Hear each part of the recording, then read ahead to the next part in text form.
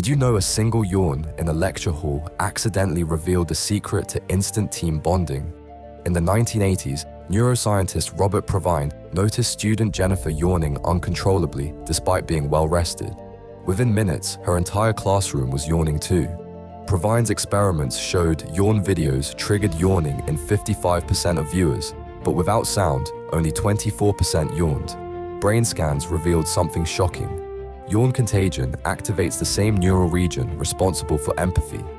This ancient mechanism helped early humans sync sleep patterns for survival. The twist: psychopaths and autistic individuals show reduced yawn contagion. It literally measures social connection. The hack?